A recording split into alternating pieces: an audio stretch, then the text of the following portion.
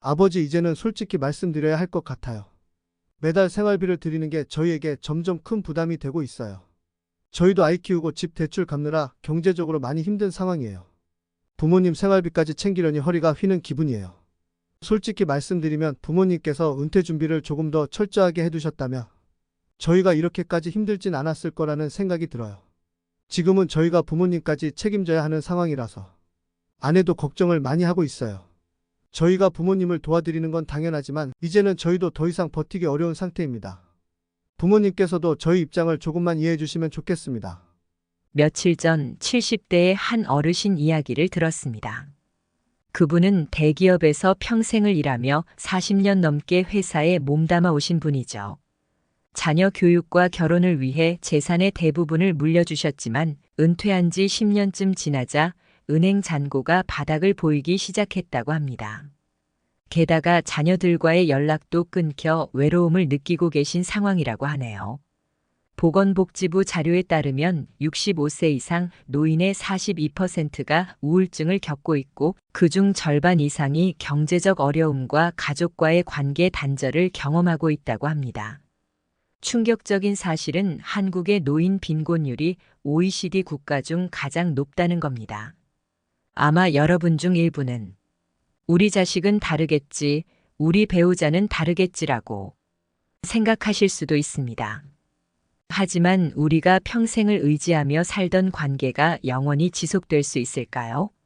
서울대학교 노년사회연구소에 따르면 1990년에는 60세 이상 노인의 75%가 자녀와 동거했으나 2020년에는 그 비율이 23%로 급락했습니다. 핵가족화가 가속화되면서 부모와 함께 사는 문화는 거의 사라졌다고 해도 과언이 아닙니다. 오늘 이 영상을 통해 여러분이 왜 이런 현실을 이해하고 대비해야 하는지 말씀드리려고 합니다. 나이가 60을 넘기면 여러분이 가장 믿을 수 있는 것은 배우자도 자녀도 아닙니다. 지금부터 말씀드릴 세 가지가 앞으로의 인생을 결정할 것입니다. 여러분은 지금 은퇴 준비에 대해 어떻게 생각하시나요? 아직 시간이 충분하다고 생각하시나요? 하지만 준비 없는 은퇴를 책임져 줄 사람은 아무도 없습니다. 이 영상을 보는 이 순간이 여러분의 인생의 중요한 전환점이 될지도 모릅니다. 특히 50대 분들에게는 큰 의미가 될 것이고 60대 시청자분들께는 더욱더 유익한 시간이 될 것입니다.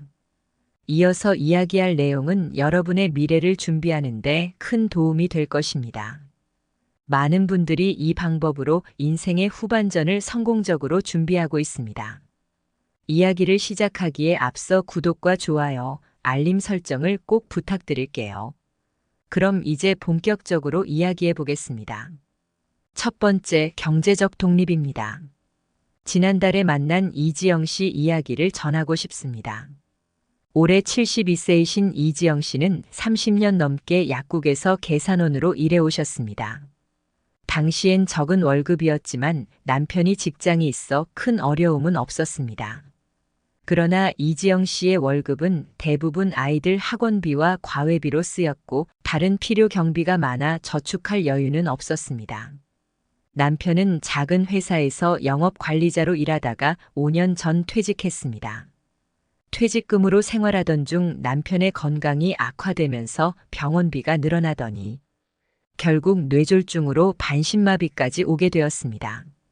그렇게 퇴직금은 모두 병원비로 사라졌습니다. 아이들은 이미 독립하여 가정을 꾸리고 있었는데 처음엔 도와주겠다고 했습니다. 큰딸은 매달 50만 원을, 작은 아들은 30만 원을 보내줬지만 생활비를 충당하기엔 부족했습니다.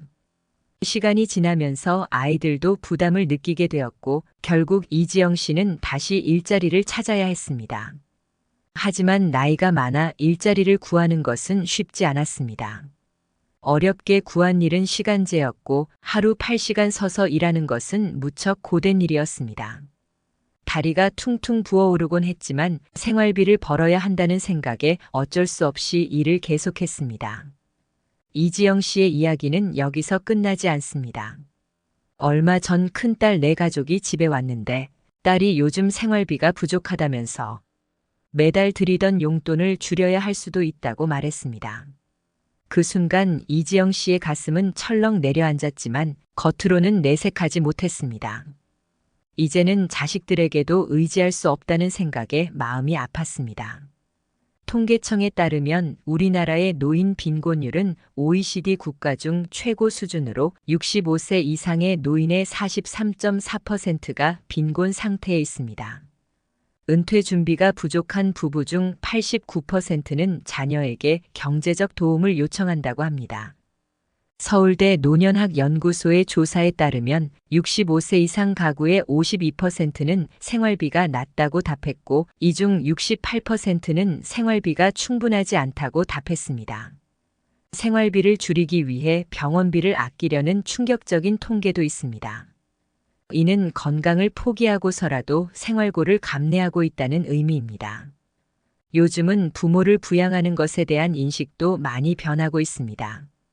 한국보건사회연구원의 조사에 따르면 40대 자녀의 82%가 부모 부양에 부담을 느낀다고 답했습니다. 그 이유는 교육비와 주거비 등 자신들의 가계 부담 때문입니다.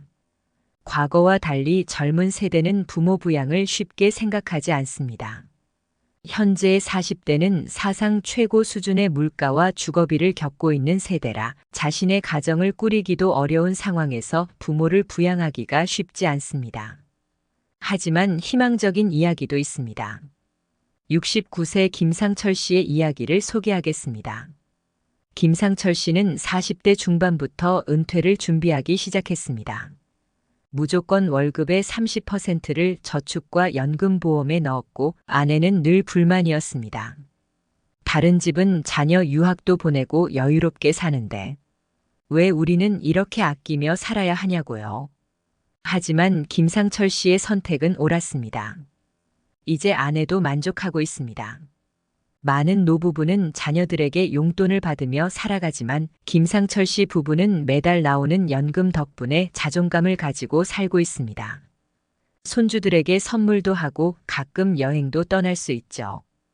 은퇴 후에도 김상철 씨는 자기 자신에게 투자하는 것을 멈추지 않았습니다. 많은 사람들은 은퇴를 끝으로 생각하지만 김상철 씨는 달랐습니다.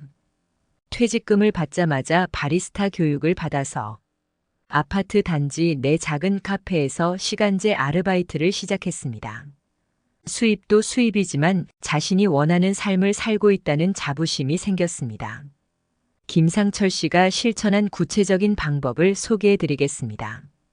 첫째, 생활비와 노후 자금을 따로 관리해 보세요. 월급이 들어오면 먼저 노후를 위한 통장의 30%를 이체한 뒤 남은 금액으로 생활비를 사용하는 방식입니다. 적금과 보험료도 자동이체로 설정해 두면 매달 빠짐없이 저축할 수 있습니다. 둘째, 국민연금은 최대한 늦게 받으세요. 69년생을 기준으로 국민연금은 65세부터 받을 수 있지만 수령을 5년 미루면 연금액이 약 35% 늘어납니다. 건강이 허락한다면 70세까지 미루는 것도 좋은 방법입니다. 셋째, 새로운 수입원을 찾아보세요. 50대부터 새로운 일에 도전해 보세요. 바리스타, 반려동물 관리사, 요양보호사, 유튜버 등 실버 세대가 도전할 수 있는 자격증이 많습니다. 취미를 수익으로 연결할 방법을 찾아보는 것도 좋습니다. 넷째, 사회복지사와 상담해 보세요. 각 구청과 주민센터에는 노인복지 상담사가 있어 받을 수 있는 지원금, 혜택, 재취업 정보 등을 알려줍니다. 한번 방문해 보세요. 다섯째, 자산을 여러 곳에 나눠두세요. 예금, 적금, 연금, 보험, 주식형 펀드 등으로 분산 투자해 자산을 관리하는 것이 중요합니다. 전문가와 상담해 자신에게 맞는 포트폴리오를 구성해 보세요. 혹시 지금 시작해도 늦지 않았을까? 하는 생각이 들 수도 있습니다. 하지만 전문가들은 60대부터라도 시작하면 10년 후 달라질 수 있다고 조언합니다. 두 번째, 건강입니다. 최근에 6세 김주영 씨의 사연을 받았는데요.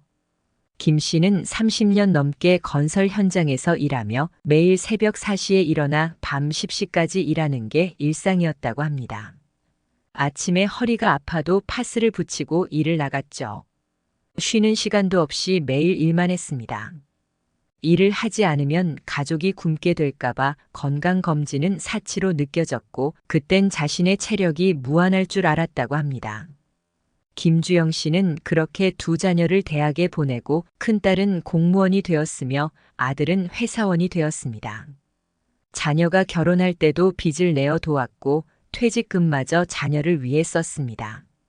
언젠가 자녀들이 효도할 거라고 생각했기 때문입니다. 김 씨는 아직도 생활비를 벌기 위해 현장에서 일하고 있었는데 어느 날 허리 통증으로 쓰러졌고 병원에서 척추관 협착증과 디스크 탈출증 진단을 받았습니다. 의사는 긴급한 수술이 필요하다고 했죠. 그제서야 후회가 밀려왔습니다. 아프긴 했어도 병원에 제대로 다녀본 적이 없고 목욕과 소주 한 잔으로 버텼습니다. 그게 자신의 건강을 해치는 일인지 몰랐던 거죠. 수술비는 2천만 원이 들었고 재활치료까지 6개월이 걸렸습니다. 3개월 만에 가진 자산의 절반이 병원비로 나갔고 일도 그만둬야 했습니다. 그제서야 자녀들에게 생활비를 도와달라고 부탁했죠. 너무 아파서 혼자 화장실 가기도 어려웠기 때문입니다. 딸은 어린아이들을 돌보느라 바빴고 아들은 지방에서 근무하느라 자주 오기 힘들었지만 자녀들은 번갈아 병원비를 보내줬습니다. 김주영 씨는 자녀들이 병원비를 보낼 때마다 마음이 무겁다고 했습니다. 자녀들에게 짐이 되는 것 같아 마음이 아프지만 아픈 몸을 붙들고 병원비를 보내주는 자녀들에게 고마운 마음이 든다고 했습니다. 만약 젊었을 때 내 몸을 더 잘 챙겼다면 자녀들에게 이런 부담을 지우지 않았을 텐데 말입니다. 이제 와서 생각해보니 어리석었다고 느낍니다. 운동이라도 했더라면 이렇게까지 악화되지는 않았을 텐데 이제라도 관리를 하려고 노력 중입니다. 요즘 김주영 씨는 매일 아침 집 근처 공원에서 천천히 걷고 있다고 합니다.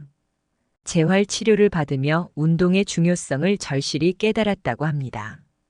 지금껏 몰랐던 사실은 건강은 돈으로 살 수 없는 것이라는 점이었죠. 만약 젊은 시절로 돌아간다면 하루에 최소 1시간은 내 몸을 위해 투자할 거라면서 이제는 자녀들에게 짐이 되지 않도록 건강을 잘 챙겨야겠다고 다짐했습니다.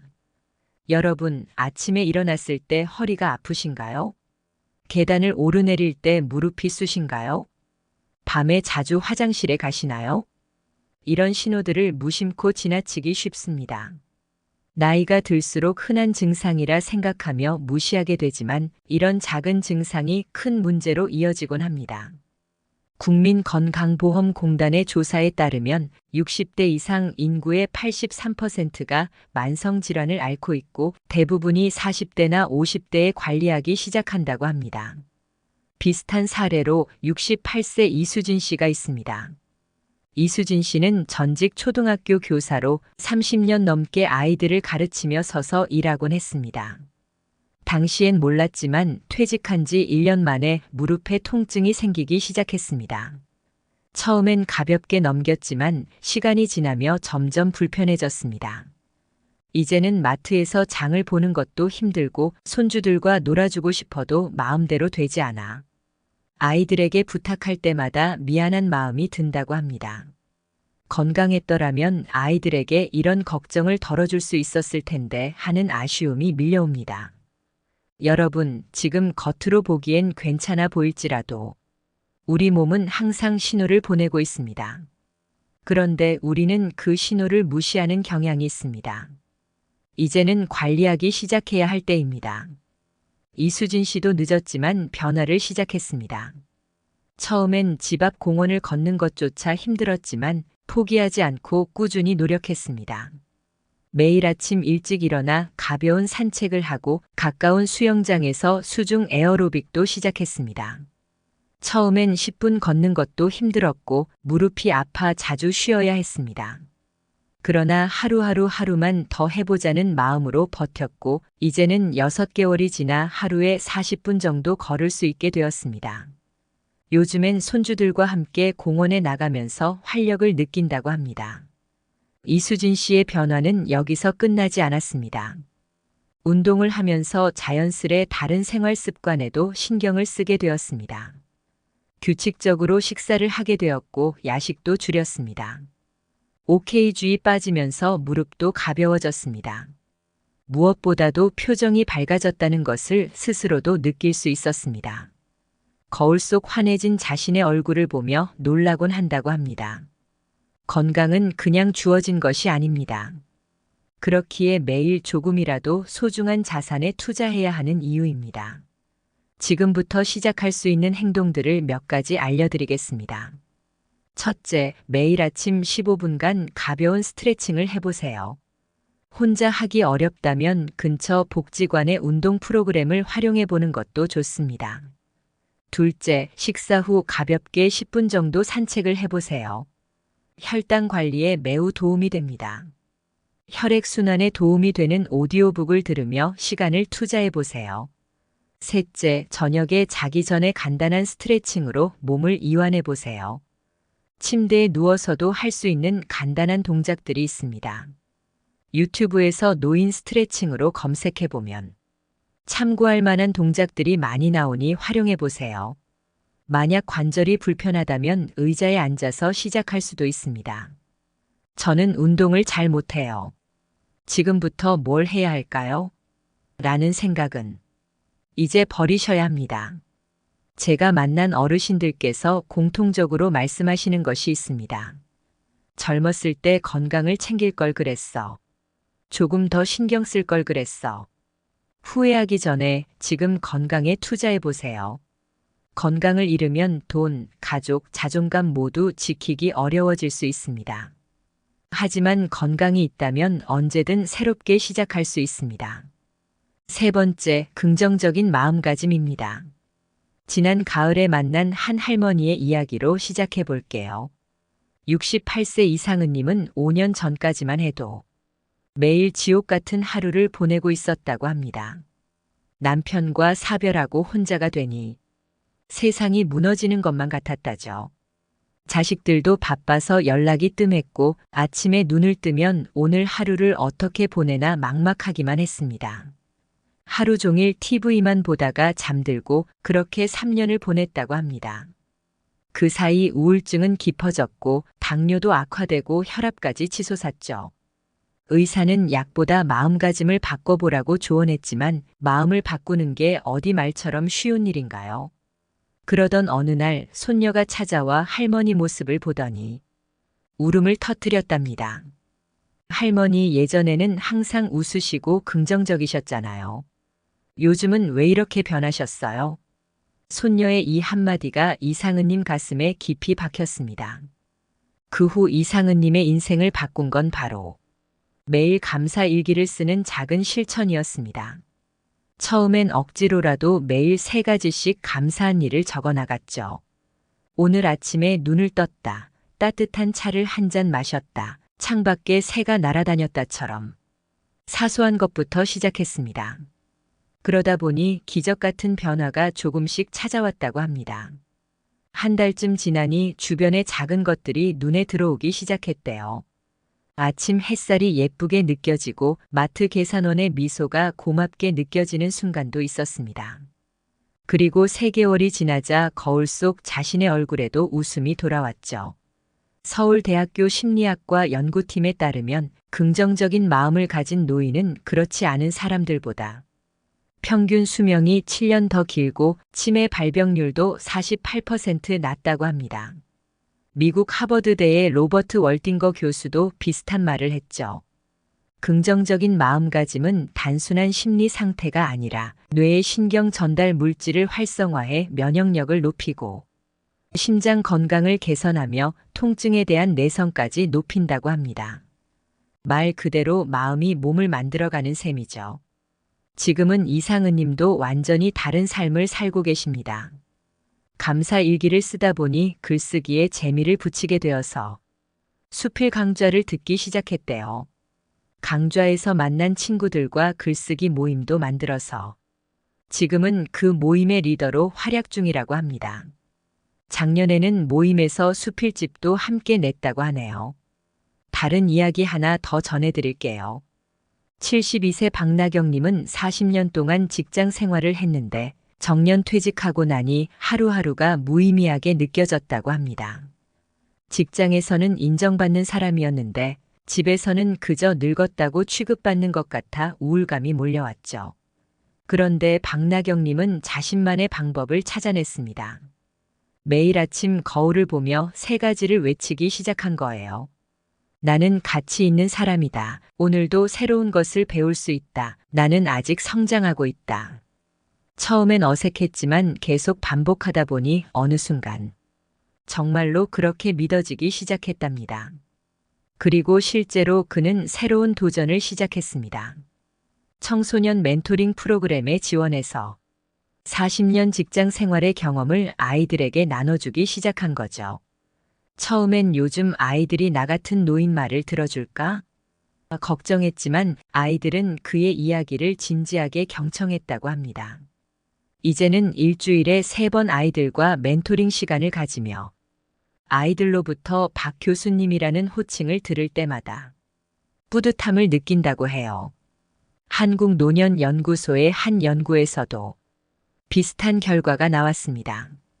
60세 이상 노인 1000명을 대상으로 조사한 결과 의미 있는 활동을 하는 노인들의 96%가 높은 삶의 만족도를 보였다고 하네요. 하지만 긍정적인 마음가짐이 단순히 모든 걸 좋게만 생각하는 걸 의미하는 건 아닙니다. 정신건강의학과 박 원장님은 긍정적인 마음가짐은 훈련이라고 설명하셨죠. 매일 조금씩 연습하며 마치 근육을 키우듯 긍정을 쌓아가는 것이 중요하다고 합니다. 가장 중요한 것은 현실적인 긍정이라고 해요. 무조건 좋은 쪽으로만 생각하는 것이 아니라 현재 상황을 있는 그대로 받아들이고 그 안에서 희망을 발견하는 힘이 필요하다고 합니다. 지금부터 일상에서 쉽게 따라할 수 있는 몇 가지 방법을 소개해 드릴게요. 먼저 아침에 일어나면 창문을 활짝 열어보세요. 햇빛을 받으며 심호흡을 3번 해보시고 오늘도 좋은 하루가 될 거야 라고 스스로에게 말해보세요. 간단한 스트레칭으로 몸을 깨워주는 것도 큰 도움이 됩니다. 두 번째로 감사일기를 써보세요. 매일 저녁 오늘 하루 감사한 일 3가지를 적어보세요. 사소한 것이라도 좋습니다. 예를 들어 오늘 아침에 일어날 수 있어서 감사하다는 마음으로 충분합니다. 꾸준히 쓰다 보면 작은 변화가 찾아올 거예요. 세 번째로 작은 행복을 실천해 보세요. 매일 한 가지씩 자신에게 작은 선물을 해보는 거예요. 좋아하는 차 한 잔을 마시거나 좋아하는 음악을 들으며 산책을 하거나 오랜 친구에게 전화를 걸어보는 것도 좋습니다. 대구에 사시는 68세 은수님의 이야기를 들려드릴게요. 은수님은 작년에 큰 수술을 받고 나서 우울증이 찾아왔습니다.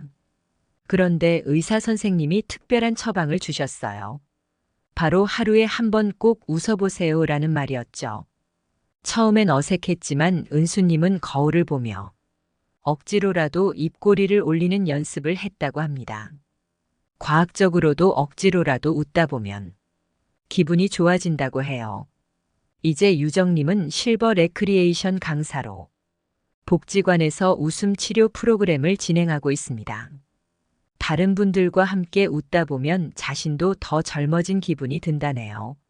네 번째로 새로운 도전을 두려워하지 마세요. 나이는 숫자에 불과합니다. 79세 이춘자님은 작년에 처음으로 스마트폰을 배우기 시작했습니다. 처음엔 손주들이 가르쳐주며 도와줬죠. 글자도 잘 안 보이고 자꾸 엉뚱한 걸 눌렀지만 포기하지 않고 연습하셨답니다. 이제는 유튜브로 요리 영상을 보고 손주들과 사진도 주고받는다고 해요. 얼마 전 손주가 할아버지, 요즘 더 젊어지신 것 같아요 라고 말해줘서 뿌듯하셨다고 합니다. 5번째로 관계를 소중히 여기는 것도 중요합니다. 매주 한 번은 누군가를 만나보세요. 동네 복지관 모임이나 비슷한 관심사를 가진 사람들과 소모임을 만들어도 좋습니다. 6번째로 하루의 리듬을 만들어 보세요. 규칙적인 생활은 긍정적인 마음가짐의 기초가 됩니다. 아침에 일어나는 시간과 식사 시간을 정해 보세요. 하루 중 나만의 시간을 가지는 것도 큰 도움이 됩니다. 7번째로 베푸는 기쁨을 경험해 보세요. 봉사활동에 참여해 보세요. 이웃과 음식을 나누거나 길고양이에게 먹이를 주는 작은 행동도 좋습니다. 강원도 횡성의 한 마을에서는 70대 이상 어르신들이 사랑의 밑반찬 봉사를 하고 계신데요. 누군가에게 도움을 줄 수 있다는 게 얼마나 큰 행복인지 새삼 느끼고 계신다고 합니다. 긍정적인 마음가짐은 선택입니다. 나이가 들수록 우리는 더 많은 선택을 할 수 있습니다. 시간을 갖고 경험이 쌓이고 지혜가 있는 만큼 삶의 방향을 스스로 결정할 수 있는 기회도 많아집니다. 나는 나이가 많아, 이제 끝났어라는 생각은 내려놓으세요. 우리에게는 여전히 많은 가능성이 있습니다. 건강과 경제적 안정도 중요하지만 그 모든 것의 시작은 바로 긍정적인 마음가짐에서 옵니다. 지금 이 순간부터 나이는 상관없습니다. 여러분의 인생의 황금기는 바로 지금부터입니다. 건강을 챙기고 경제적 독립을 준비하며 무엇보다 긍정적인 마음을 가지세요. 배우자나 자녀도 소중하지만 결국 여러분의 인생은 여러분 스스로가 책임져야 하는 소중한 것입니다. 매일 아침 거울을 보며 이렇게 외쳐보세요. 나는 할 수 있다. 나는 가치 있는 사람이다. 나의 인생은 지금부터가 진짜다. 지금부터 작은 변화를 시작해보세요.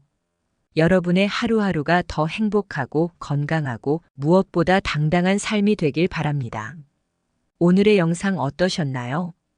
은퇴 준비는 단순히 경제적인 부분만을 의미하지 않습니다.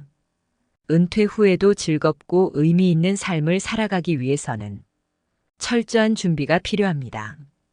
우리가 예기치 못한 상황을 맞닥뜨릴 수 있다는 점을 고려했을 때 건강, 재정, 그리고 심리적인 준비까지 모두 함께 준비하는 것이 중요합니다. 여러분이 준비하는 은퇴는 끝이 아니라 새로운 시작입니다. 지금부터라도 조금씩 준비해 나가며 은퇴 후의 삶을 더 행복하고 풍요롭게 만들 수 있기를 바랍니다. 어려운 시기일수록 더 나은 내일을 위해 희망을 잃지 말고 긍정적인 마음으로 준비하는 여러분이 되기를 응원합니다.